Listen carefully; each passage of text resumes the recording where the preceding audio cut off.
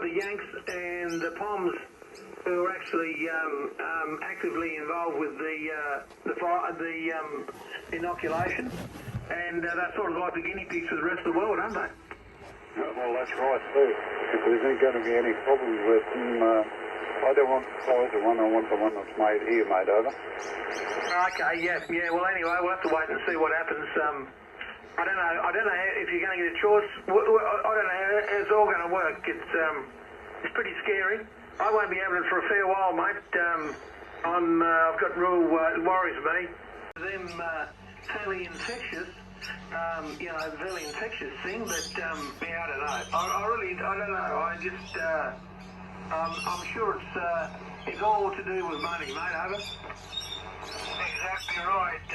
All about money, that's for sure. But the thing is, we're panicking about these ventilators. Nobody's on the bloody things. And they're all screaming, oh, we need more ventilators. There's